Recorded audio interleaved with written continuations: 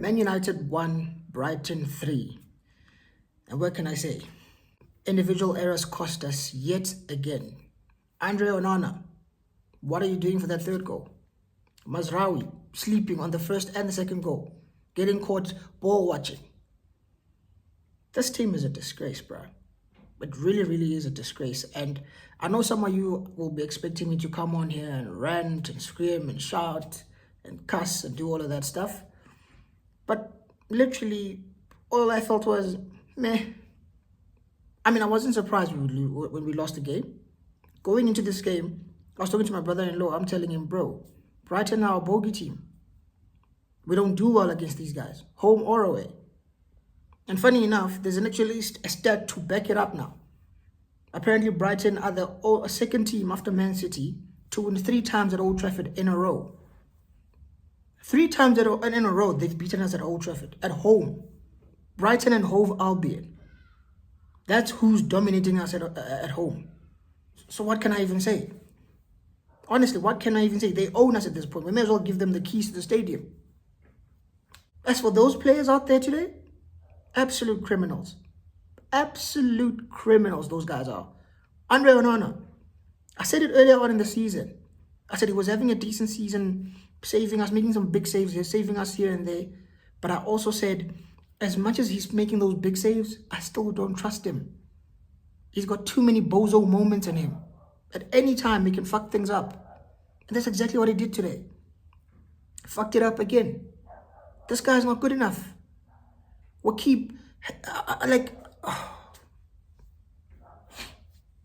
we can't keep doing this. He needs to go.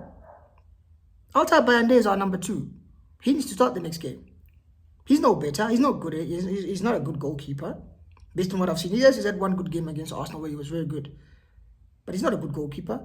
But ONANA definitely makes him look like fucking prime Manuel Neuer.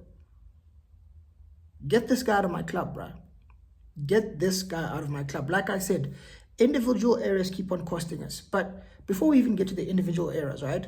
If you watched that game from start to finish, you would have thought Brighton were the home side. They were the ones bopping the ball around the pitch. They dominated us. They controlled the game. They dictated the tempo of the game. They controlled everything. Our midfield, they just walked right through it.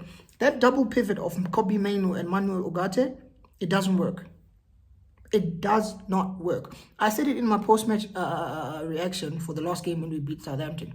I said, I'd like to see Bruno Fernandes and Kobbie Mainoo swap. Put Bruno in the 8 and put Kobbie ahead in that 10. Because Bruno in the left 10 is not working and Kobbie in the 8 is not working. That's why he's having to make these changes halfway through the games, or rather around the 50th or 60th minute for back-to-back games. He's replacing Mainoo and Ugarte because he can see the pivot is not working. Now, if the pivot is struggling against bottom of the half or bottom of the league side like Southampton, like it did during the week, of course we're going to struggle again today. And that's exactly what happened. And he ended up having to hook them. Then bringing on Toby Collier and moving Bruno back to the 8. Move Bruno back to the 8 and play him next to Collier or Ugarte, it's fine. But move Kobbie ahead. Today we started with Joshua Zirkzee as our number 9 instead of that trashmas Højlund. And we saw a big difference. We played slightly better with Zirkzee. At least he brings some holder play, he brings up some linker play with the team. Like, he was one of the positive players. There's a few players who can walk out of that game today with their head held high. It was Bruno Fernandes. He wasn't the greatest, but he was decent. Joshua Zirkzee, he played well. Didn't score a goal, but at least like holder play was there. The linker play was obviously there, like I said earlier on. He played well. It wasn't like great or anything like that, but he played decent. So did Bruno Fernandes and so did Amad Diallo. Those are the only 3 players who could literally walk out of that pitch with their heads held high. The rest of them should be ashamed of themselves. They were awful today. ONANA, like I said, useless goalkeeper. We spent £50 million on this guy. A guy who we know every 3 or 4 games he's going to drop a stinker like that. He's going to come up with a big clanger. How many games has this guy costed us? Last season, he was the main reason we got dumped out of the Champions League in the group stages, making stupid mistakes. This season has made already a shitload of mistakes already this season, and he's doing it again even now. Amorim, you need to drop this guy. I don't care who we're playing next, and I'm not even sure who we're playing. But drop this guy. Onana out, put in Bayandere. He's not much better, but he is better than Onana. His kicking is horrendous, but at least shot stopping he's much better than Onana. So bring in Bayandere. Get rid of Onana. These individual mistakes are too much now.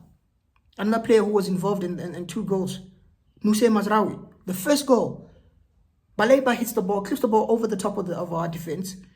And this idiot, Mazraoui, instead of being switched on and being alert, he's caught ball watching.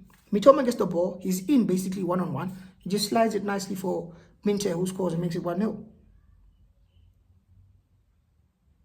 Mazraoui should have done better in that situation. Mitoma shouldn't be getting in as easy as he did.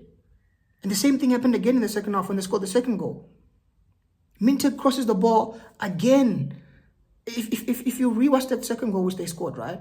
Minte has a lot of time on the ball, then ends up crossing it. Mazraoui is ball watching yet again. Hence, he ends up basically bumping against the post and Mitoma scoring to make it 2-1. He had a very poor game today, Nusay Mazraoui. I rate him as a good player, but let's call a spade a spade. He was poor today. So was the rest of the team. I'm not going to bother doing player ratings. Bruno Fernandes, Joshua Zirkzee, Amad Diallo, they're the only players who I'm going to give 6 out of 10. The rest of them, 0. They were all pathetic. Onana in particular. Sell this guy, man. Honestly, sell this guy. But as I said, this is probably going to be the shortest post-match reaction I've ever done in this channel. But that's because this team are useless. There's no point in me coming here screaming and shouting and ranting and doing this and that. Which is a pathetic side. We're a poor side. We're terrible on the ball. We're even worse off the ball. We look very fragile from set pieces. At least having to defend them. So what's there to say? It is what it is, man. Let me go enjoy the rest of my Sunday. Or what's left of it anyways. But yeah, if you haven't already, please like the video, share the video, subscribe to the channel, and I'm going to see you guys soon. Peace.